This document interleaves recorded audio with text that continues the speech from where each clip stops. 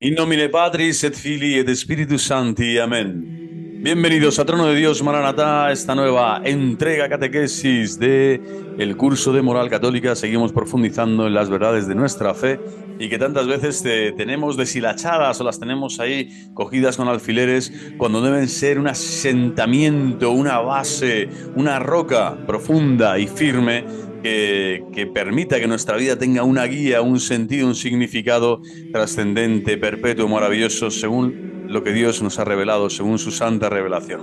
Loquitur ad hominem, Dei ad hominem. Todo lo que Dios nos ha dicho a los hombres es lo que la Iglesia nos transmite. Ella es madre y maestra, es la sede de la sabiduría. Y tenemos que tener eso, el oído atento para seguir siempre formándonos con la razón y con el corazón, con todos los sentimientos, pidiéndole al Señor imitar y tener los sentimientos del mismo Cristo, un corazón manso y humilde, para poder asentar en nosotros estas bases firmes de la fe.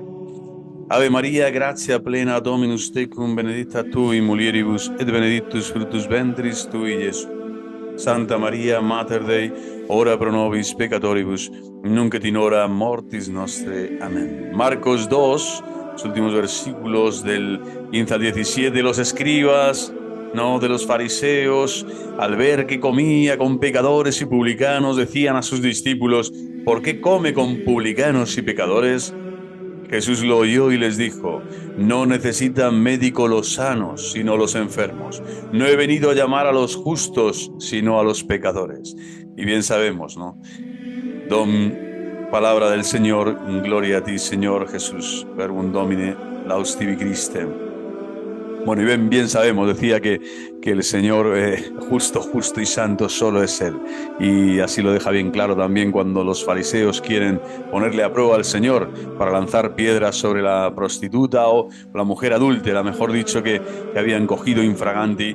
Y dice: el que esté libre de pecado, que tire la primera piedra. Bueno, pues todos somos pecadores y precisamente por esto la moral católica, en la vida de los sacramentos, en los sacramentos que la Iglesia ofrece a los fieles bautizados, pues lo que está demostrando es eso, la misericordia que Dios tiene para seguir fortaleciéndonos, consolándonos, alegrándonos el corazón en la prueba, en la tribulación, pero siempre dándonos eso que necesitamos, es decir, su gracia y su amor para seguir adelante y seguir en vías de salvación, en esa perseverancia hasta el fin, en esa esperanza de la vida eterna. Bueno, pues seguimos con los sacramentos de la Eucaristía, sabiendo eso, que Dios tiene ese deseo de alimentarnos y de darnos vida, y siendo pecadores. Precisamente por eso viene. El Señor no ha venido a llamar a los justos, sino a los pecadores. El otro día vimos el bautismo y lo que implicaba a nivel moral, y también vimos la confirmación y lo que implicaba a nivel moral. Hoy comenzamos con la Sagrada Eucaristía. Veremos dentro, ¿no?, qué dimensiones dentro de este sacramento eucarístico afectan a la moral, es decir, a la moral cristiana, a la moral católica del cristiano bautizado. ¿Qué es el sacramento de la Eucaristía? La Eucaristía es el sacramento que, bajo las especies o apariencias del pan y del vino, contiene realmente el cuerpo, la sangre, el alma y la divinidad de nuestro Señor Jesucristo. Vamos a ver.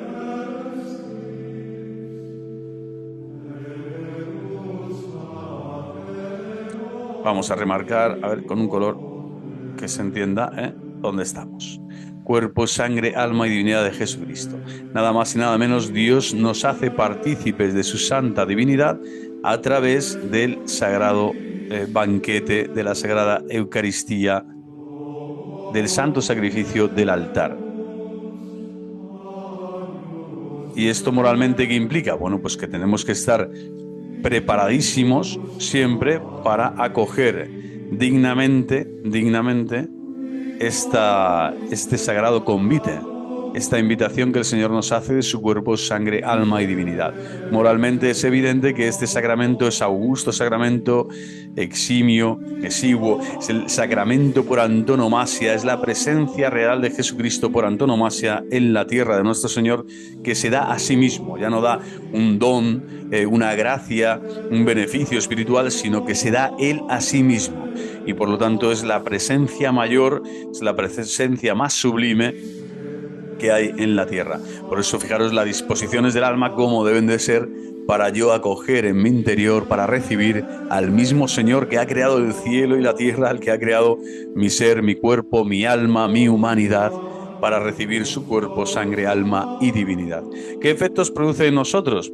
La Santísima Eucaristía conserva y acrecienta la gracia santificante. Es decir, es un sacramento dado para vivos, para que esa gracia santificante que da el Señor y que solo la tienen aquellos que están en estado de gracia santificante, sea ahora no solo conservada en un bote formol, ahí, ¿no? Como conservada, sino que está hablándote de que está fortalecida, se conserva, es decir, te da los miembros necesarios para seguir caminando en fe, en esperanza y en caridad, pero los acrecienta la vida de la gracia en nuestro interior. Por lo tanto, sin el alimento eucarístico es muy probable que una persona a nivel moral adolezca, vaya sucumbiendo poco a poco, se vaya desintegrando, se vaya deconstruyendo y se vaya deshabilitando para estar en disposiciones adecuadas para ser santo, para caminar en santidad. Por eso necesitamos el alimento. Por eso el Señor dice: yo vengo a dar a los pecadores, no a los justos, a los pecadores, a ti y a mí, lo que necesitamos para ser santos, lo que necesitamos, el pan santo, el pan de vida eterna, a Cristo mismo. ¿Para qué? Para conservar esa gracia que el Señor quiere, en la que quiere que estemos, y sobre todo para acrecentar esa gracia, en tanto y en cuanto somos dóciles, ¿no? Somos dóciles a la misma. Borra los pecados veniales, maravilloso. Por eso siempre está el Confiteor de Omnipotenti, Beate Maria Semper, Virginis, Beato Micaeli Arcangelo, Beato Giovanni Battista, Santos Apóstolos Pedro et Paulo, omnes santos, orare pro mea Dominum Deum nostrum. Es decir, está la petición de perdón, el Señor, de pecado, de pensamiento, palabra, obra y omisión, y ese reconocimiento ante toda la corte celestial de que somos pecadores, el Confiteor, yo confieso que soy pecador. Bueno, ahí en esa introducción, en este rito inicial de la Santa Misa que nos prepara para recibir la palabra del Señor y para recibir el sacramento del Señor, para recibir el pan de la palabra y el pan de la Eucaristía en nuestro interior, bueno, pues se perdonan los pecados veniales. En la Santa Eucaristía, en la Santa Misa, cuando se celebra dignamente, estamos recibiendo esta gracia. El Señor te perdona los pecados veniales, malos gestos, malas palabras, pensamientos no que van y que vienen, tal.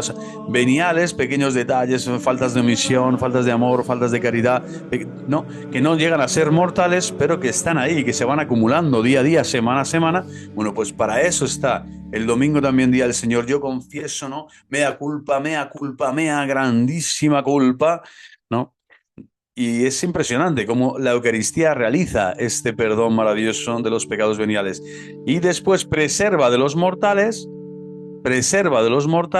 es decir, te está ya dando una fortaleza para conservarte, ¿no?, en ese estado de gracia, y nos une siempre más a Jesucristo. Aquí está la que acrecienta la gracia. Es decir, cuanto más unión, cuanto más te une a Jesucristo este sacramento, moralmente, por así decirlo, estás constituido, estás más firme, estás sobre la roca, construyendo tus acciones del día a día. Y todo lo que piensas, lo que sientes, lo que dices, lo que haces, está ungido en esa unión, en esa comunión vital, existencial con tu amado, con Jesucristo nuestro Señor, que es cabeza del cuerpo místico y de todos los miembros, que somos los bautizados en Cristo, y que nos da consuelo espiritual, nos sostiene nuestras fuerzas a lo largo de la peregrinación de esta vida y nos hace desear la vida eterna. Y nos une ya a la Iglesia del cielo. Maravilloso, ¿no? Cuanto más unido estás a Cristo, más estás en ese deseo de la vida eterna. Es decir, ya no tienes más anhelo ni mayor deleite en tu alma, en tu corazón, delectatium victris, que pensar en esa victoria del Señor, que a la diestra del Padre, Jesucristo, Rey y Señor, ya te está mirando, te está esperando, te ha preparado un sitio, ¿no? Si no fuera así, nos lo diría, dice Jesucristo a los apóstoles: en la casa de mi Padre hay muchas estancias, os he preparado allí un sitio para vosotros, ¿no? Y bueno, es maravilloso, ¿no?, pensar que esa esperanza de la vida eterna se fortalece también. Todo el cuerpo místico es fortalecido a través de este sacramento. Por eso es tan importante asistir a la misa dominical. Hay personas que dejan la Santa Misa, que es lo más importante de toda tu vida, por cosas espúreas, ¿no? Por baratijas de este mundo, por tantos eventos superficiales, ¿no?, y tiempos perdidos donde no se edifica el alma y se debilita moralmente después tu vida porque no estás preparado, no estás fortaleciéndote en esta gracia espiritual que el Señor quiere para ti, que es unirte a Él, y cuanto más unido a Él, más unido a la esperanza de la vida eterna y a la iglesia del cielo, a la iglesia triunfante, que es esta vida eterna que ya nos están esperando, ya nos aguardan allí, y se está esperando, aguardando esa manifestación gloriosa, dice San Pedro, por parte nuestra, porque aún no vemos al Señor en esa gloria imperecedera del cielo, pero ya sabemos que están allí los que han llegado, los santos, los bienaventurados, la Virgen María, ¿no? Los santos de todos los tiempos. Entonces es maravilloso hacer este recorrido de fe siempre, cuando uno acude a la Eucaristía, saber que está bajo el paraguas, vamos a decir, bajo el espectro, está viendo toda la bóveda, está bajo la bóveda celeste completamente de la corte celestial, en la presencia de los santos, de la Virgen María, y está entrando en ese misterio de Cristo resucitado, de su poder, de su exousia, ese poder divino que Cristo tiene, que desde el cielo, fíjate, llega a mandar ese Espíritu Santo para que el maná, que es la Sagrada Eucaristía, el pan y el vino, se convierten y se transforman en ese maná para tu alma, el cuerpo, sangre, alma, divinidad, bajo las especies del pan y del vino. Te va a dar el alimento que necesitas para seguir caminando en este desierto, en esta vida, en este valle de lágrimas. Pero como digo, con la mirada y el corazón bien alegres y firmes en la fe, en el Señor. ¿Qué se requiere para recibir dignamente la Sagrada Comunión? Moralmente, por lo tanto, hablamos siempre de la actitud moral personal, la tuya y la mía, que tenemos que tener. Bueno, pues son tres cosas. Básicamente son tres cosas lo que se requieren. Estar en gracia de Dios, la primera, importantísima. Si uno tiene dudas de estar en gracia de Dios, o vamos, aunque uno si hace un examen de conciencia profundo puede saber, ¿no? Porque Dios da también esa gracia del arrepentimiento y de saber cuando has metido la pata hasta el fondo y necesitas el perdón, la gracia del perdón en el sacramento de la penitencia. Entonces, estar en gracia de Dios es la primera condición para recibir dignamente la Sagrada Comunión, dignamente, y saber y pensar en quién se va a recibir. Estar en ayunas desde al menos una hora, ¿vale? Esto es importante. Y el segundo, era saber y pensar en quién se va a recibir, es decir, estar centrado en las cosas del Señor, estar en una disposición adecuada de saber que vas a recibir al Dios de la vida, de tu vida, al Señor de tu casa, de tu corazón, ¿no? Al Rey de Reyes. Entonces, bueno, y después estar en ayunas, que esto es como para preparar el cuerpo, que el cuerpo se una a la oración del alma, ¿no? Cuerpo y el alma, animat corpus unus est, se unen para recibir esa gracia de la comunión, precisamente, de la unión con Cristo y con toda la Iglesia triunfante. Es una manera de colocar en disposición también el cuerpo en este ayuno de al menos una hora. Después del Concilio Vaticano es así, antes era hasta de 24 horas, después pasó a 12 horas, y ya por último, exceptuando por supuesto personas que están enfermas o que ya superan los 60 años, creo recordar, 65 años, bueno, pues todos aquellos que están dispensados de este ayuno así lo pueden realizar, pero el resto de los bautizados, que son la inmensa mayoría, bueno, pues tienen que realizar también este ayuno como un gesto del amor, ¿no? Corporal, de la oración que tu cuerpo tiene que realizar también para recibir el misterio eucarístico. Y también es una manera de colocarte delante del santo sacrificio de la cruz, porque el Señor ha dado la vida por ti. Es una manera de ofrecer también parte de tu vida corporal, ¿no? En ese aspecto del ayuno eucarístico. Los ancianos, como decimos aquí, enfermos, están dispensados. El que es consciente de estar en pecado mortal puede comulgar después de haber hecho un acto de contrición con el propósito de confesarse más tarde. Vamos a ver qué nos dice la Iglesia. Quien es consciente de estar en pecado mortal, aunque esté arrepentido, debe confesarse antes de recibir la Eucaristía.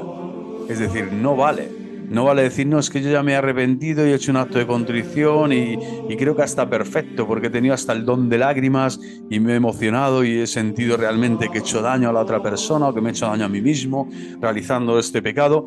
No vale esto. Para quien tenga dudas, ¿no? Muchas personas dicen, bueno, sí, después te confiesa esto, lo otro, como que te vuelves laxo, ¿no? Y dices, no es cuestión de eso, es cuestión de que lo profano, es decir, lo que está en pecado, el estado de pecado, no puede ensuciar ni puede recibir lo que está en gracia de Dios, lo que es sagrado, las res sacras. Entonces aquí ya lo dice San Pablo, ¿no? Quien comulgue el cuerpo y la sangre indignamente, está comulgando su propia condenación, es decir, está cometiendo un sacrilegio, está realizando un acto sagrado con la superficialidad, con la deshonra, con la infamia que supone no realizar el acto sagrado como corresponde, es decir, dándole el honor, el valor y la dignidad que se merece ese acto. Y por lo tanto, como el acto es nada más y nada menos que recibir a Jesucristo, Eucaristía, yo no puedo obviar, ¿no? y trasladar en el tiempo, o en pasado o en futuro, ya me confesaré, yo lo haré en otro momento, tal. Yo tengo la necesidad imperiosa de comulgar, lo voy a comulgar porque quiero sentir al Señor a pesar de este pecado tan enorme que he cometido o que no he podido todavía alcanzar su perdón. No, no es no. Salvo casos excepcionales, grave motivo para acercarse a la comunión unido a la imposibilidad de confesarse. Imaginaros que estamos en la selva del Perú, de la Amazonía brasileña, y no hay forma ni manera de que haya un sacerdote cercano, etcétera. Bueno, y por lo que sea, ¿no? Voy a poder recibir la comunión de parte de una consagrada, un misionero que pasa por allí, pero que no es sacerdote, que no me puede perdonar los pecados, y tengo esa imposibilidad de confesarme, pero además estoy en peligro de muerte. Bueno, ahí puede haber unas situaciones, unas excepcionalidades, pero que son excepción de la excepción de la excepción. Porque al fin y al cabo recibir la Eucaristía incluso en peligro de muerte, pues es necesario, ¿no? que el viático se realice con las condiciones y con el sacerdote, por supuesto, porque además esa Eucaristía de viático, de la última Eucaristía, debería ser siempre previa también confesión, si es posible, y si no, al menos previa unción de los enfermos, donde ya se da el perdón de los pecados para el alma. Pero bueno, en el caso, digo, muy excepcionario, grave motivo para acercarse a la comunión unida, la imposibilidad de confesarse, bueno, ahí puede ser, ¿no? que tengas esa intención, ¿no? de que te va a venir la opción de comulgar sin haber pasado por el confesio. ¿Qué pecado comete que recibe la Eucaristía en pecado mortal? Bueno, pues el pecado comete un grave sacrilegio, un grave sacrilegio. En cuanto que profana, disculpen, lo que allí hay de más sagrado en medio de nosotros, el cuerpo santísimo de Cristo. El que está en pecado mortal y por lo tanto no puede comulgar debe igualmente ir a misa los días festivos. La obligación de asistir a misa los días festivos es distinta de la de comulgar. O sea, uno por no estar, estoy en pecado, entonces ya no voy. No, es distinto. Ese sería un pecado añadido. Estás acumulando otro pecado y además cada pecado se contabiliza, ¿eh? En el reino de los cielos la contabilidad es perfecta. Como es tantas veces imperfecta a los ojos humanos, la misericordia inmensa e infinita del Señor, ¿no? Que le vamos con toda la lista y el Señor después te perdona siempre, ¿no? Y con un corazón contrito y humillado, pues consigues aquello que tu alma desea, es ser perdonado para ser salvo. Pero claro, la gracia de la atrición, que es más imperfecta que la gracia de la contrición, el Señor no anda mirándola ahí lo que quiere es salvarte de las garras de la muerte, de las garras del enemigo, del demonio. Pero lo más perfecto, por supuesto, siempre es la contrición. Yo me duelo de haber ofendido a mi amado que está en mí, en mi corazón. Yo le he quitado del trono de mi corazón y he dejado pasar al demonio para ser ahora el que se envalentona, el que preside, ¿no? Mis acciones, mi vida. Bueno, pues eso es horrible. Entonces, ahí hay un pecado grave y yo con la contrición del corazón me arrepiento, sí, bien. Pero aquí se trata de otra cosa. Aunque yo me arrepienta si todavía no he ido a confesarme y tal, da igual, o sea, no puedo confesarme porque no, da igual, o sea, tengo la obligación de asistir a misa los días festivos, independientemente de esta obligación de comulgar, y máxime cuando estoy en pecado mortal, que no hay que comulgar, como hemos dicho, no hay que comulgar jamás, ¿no? Estando en pecado mortal. Hemos visto que la excepción es muy excepcional. Quien no está en las condiciones de comulgar debe participar en la misa y posponer la comunión. Posponer la comunión. Pero participas en la misa, recibes el pan de la palabra, realizas una comunión espiritual, realizas todos los ritos de la Santa Misa excepto la comunión. Pero adoras al Señor en espíritu y en verdad, es decir, no pierdes ni la fe ni la esperanza. Pero la caridad que la has perdido, es decir, la gracia santificante la has perdido, esa caridad, Caritas Christi en tu corazón, tienes que recuperarla solo en el sacramento de la confesión. Por lo tanto, no vas a comulgar. Pero lo que no puedes decir es, como estoy en pecado, no voy y no asisto al día festivo. ¿Cuándo es obligatoria la comunión? La comunión es obligatoria cada año en el tiempo pascual. como obligación de la Iglesia, fijaros, ¿no? En tiempo pascual. Y además en peligro de muerte también. Peligro de muerte, la Iglesia nos está diciendo siempre que la comunión te preserva, te conserva en estado de gracia y te aumenta la gracia en ese momento de prueba, precisamente para acoger la gracia del cielo, para morir en gracia de Dios. Quien no ha comulgado en el tiempo pascual debe hacerlo cuanto antes. También nos dice la Iglesia, y esa comunión es importante, ¿no? O sea, una vez, ¿qué poder tendrá la Eucaristía que la Iglesia, una vez al año, ¿no? Imprime, por así decirlo, esa obligación, ese carácter en nuestra alma, esa obligación, ese mandato de la Iglesia? Es un mandamiento que hay que cumplir para estar en gracia de Dios, al menos una vez al año y en tiempo de Pascua, para recordar que Cristo es el Señor, que Cristo es el resucitado, que Cristo es quien guía tu vida. Y por supuesto, confesarse siempre antes de comulgar. Y por lo tanto hay una confesión previa, ¿no? Porque es imposible que una criatura no peque, ¿no? Ni siquiera en un día pecamos 20 veces, imagínate en un año, ¿no? Entonces hay que prepararse siempre y comulgar, pero previa confesión de los pecados. Aquí entramos en el sacramento de la penitencia. Hoy vemos juntos la penitencia y la Eucaristía, que también hemos visto la relación que tiene. La Eucaristía y la penitencia están entroncados. ¿Por qué? Uno es sacramento de muertos y el otro es sacramento de vida. El sacramento de muerto acudes a él, la segunda tabla de la salvación, el segundo bautismo, para recibir esa gracia porque estás muerto. Y una vez que tienes la gracia, caminas hacia la gracia de la Eucaristía, que te fortalece. Y ya con estos sacramentos, llamados también sacramentos de fortaleza, pues es como puede servir en el cuerpo místico de Cristo como un miembro siempre vivo, siempre activo, siempre intentando crecer en la vida de la santidad y de la gracia, no como el Señor nos ha pedido, ¿no? Con ese espíritu de parresía, de valentía siempre, para dar testimonio de la verdad. Quien no es devoto, quien no acude a estos sacramentos, quien no habitualmente está anhelando recibirlos, tiene un problema grave de fe, de esperanza y de caridad. Es decir, podrá conocer muchos aspectos de la religión, tendrá sus experiencias místicas particulares, podrá opinar de esto o del otro, pero a nivel de vida de la gracia, del estado de gracia de su alma, no estará preparado ni adecuadamente estará correspondiendo al Señor para construir el reino de Dios en este mundo. Es decir, no será testigo del Señor, no puede ser discípulo ni puede ser apóstol si no estás entroncado, enraizado, si no te estás nutriendo constantemente de estos dos sacramentos fundamentales para edificar la Iglesia y para santificar a las almas: sacramento de la penitencia y el sacramento de la Eucaristía. ¿Qué es el sacramento de la penitencia? El sacramento de la penitencia o reconciliación o confesión es el sacramento instituido por nuestro Señor Jesucristo para borrar los pecados. Para borrar los pecados, importantísimo. Borrar los pecados después del bautismo. Y por lo tanto, si no fuera por este sacramento, todos estaríamos condenados en el mismísimo infierno. O sea, es que no quedaría absolutamente nadie, porque solo este sacramento puede borrar los pecados después del bautismo. Y no hay nadie que sea inmaculado, solo la Santísima Virgen María es inmaculada y por lo tanto todos hemos pecado, todos hemos errado y todos estamos privados de la gloria de Dios, dice San Pablo, y hemos sido justificados por la sangre de Cristo. Ahí está el sacramento de la penitencia. La sangre de Cristo nos va a bañar, nos va a redimir, nos va a perdonar para ser justificados y de nuevo devolvernos a la gracia, de nuevo poder ser recibidos como hijos de la gracia, como hijos de Dios, en la libertad de los hijos de Dios. Este sacramento, por lo tanto, es impresionante, es un nuevo bautismo, es la renovación del bautismo, es súper, hiper, mega necesario para la salvación del alma.